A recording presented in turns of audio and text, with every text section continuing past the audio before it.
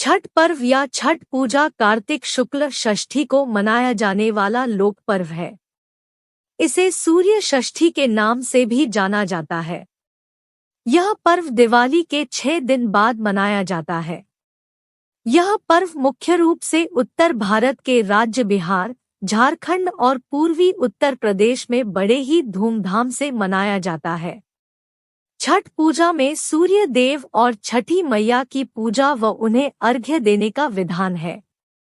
पिछले कुछ वर्षों में छठ पूजा को लोक पर्व के रूप में एक खास पहचान मिली है। यही वजह है कि अब इस पर्व की रौनक बिहार, झारखंड के अलावा देश के कई हिस्सों में भी देखने को मिलती है। छठ पर सूर्य देव और छठी मैया की पूजा का विधान। छठ पूजा में सूर्य देव की पूजा की जाती है और उन्हें अर्घ्य दिया जाता है।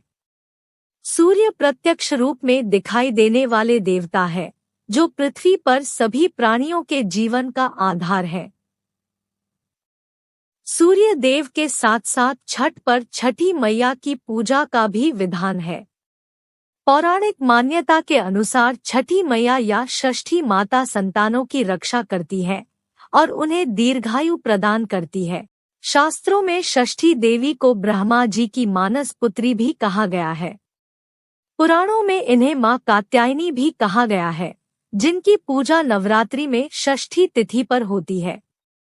षष्ठी देवी को ही बिहार, झारखंड में स्थानीय भाषा में छठ मैया कहा गया है। छठ पूजा उत्सव।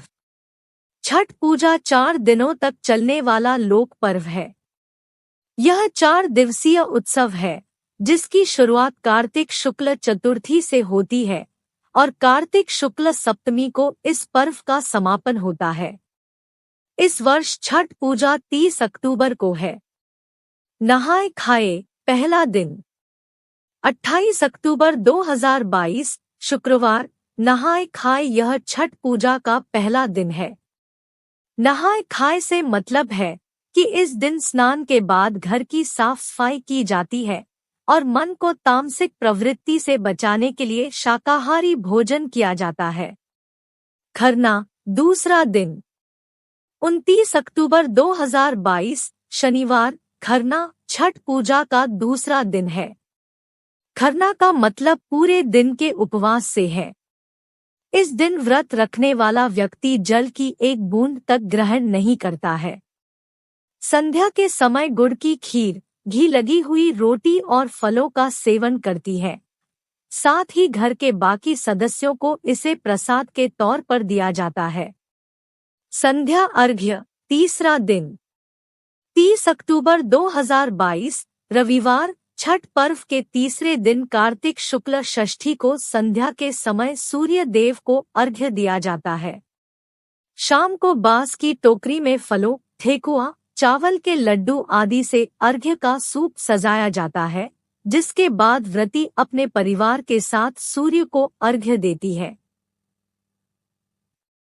अर्घ्य के समय सूर्य देव को जल और दूध चढ़ाया जाता है और प्रसाद भरे सूप से छठी मैया की पूजा की जाती है। सूर्य देव की उपासना के बाद रात्रि में छठी माता के गीत गाए जाते हैं और व्रत कथा सुनी जाती है। उषा अर्घ्य चौथा दिन 31 अक्टूबर 2022 सोमवार। छठ पर्व के अंतिम दिन सुबह के समय सूर्य देव को अर्घ्य दिया जाता है।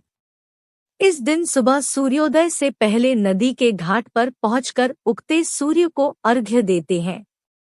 इसके बाद छठ माता से संतान की रक्षा और पूरे परिवार की सुख शांति का वर मांगा जाता है।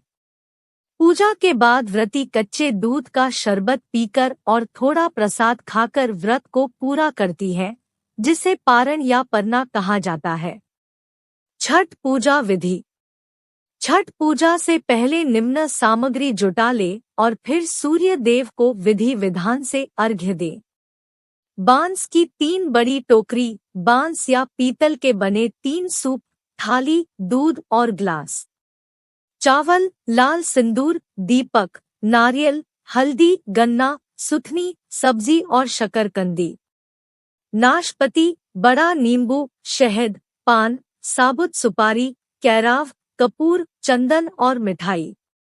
प्रसाद के रूप में ठेकुआ, मालपुआ, खीरपुड़ी, सूजी का हलवा, चावल के बने लड्डू ले। अर्घ्य देने की विधि। बांस की टोकरी में उपरोक्त सामग्री रखें। सूर्य को अर्घ्य देते समय सारा प्रसाद सूप में रखें और सूप में ही दीपक जलाएं। फिर नदी में उतरकर सूर्य देव को अर्घ्य दें। छठ पूजा से जुड़ी पौराणिक कथा। छठ पर्व पर छठी माता की पूजा की जाती है, जिसका उल्लेख ब्रह्मवैवर्त पुराण में भी मिलता है।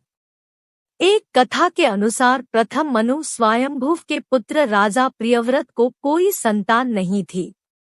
इस वजह से वे दुखी रहते थे। महर्षि कश्यप ने राजा से पुत्र प्राप्ति के लिए यज्ञ करने को कहा। महर्षि की आज्ञा अनुसार राजा ने यज्ञ कराया। इसके बाद महारानी मालिनी ने एक पुत्र को जन्म दिया, लेकिन दुर्भाग्य से वह शिशु मृत पैदा हुआ। इस बात से राजा और अन्य परिजन बेहद दुखी थे। तभी आकाश से एक विमान उतरा जिसमें माता षष्ठी विराजमान थी। जब राजा ने उनसे प्रार्थना की, तब उन्होंने अपना परिचय देते हुए कहा कि मैं ब्रह्मा की मानस पुत्री षष्ठी देवी हूँ। मैं विश्व के सभी बालकों की रक्षा करती हूँ और निःसंतानों को संतान प्राप्ति का वरदान देती हूँ। इसके बाद देवी ने मृत शिशु को आशीष देते हुए हाथ लगाया, जिससे वह जीवित हो गया। देवी की इस कृपा से राजा बहुत प्रसन्न हुए और उन्होंने षष्ठी देवी की आराधना की। ऐसी मान्यता है कि इसके बाद ही धीरे धीरे हर ओर इस पूजा का प्रसार हो गया। जय छठी मैया।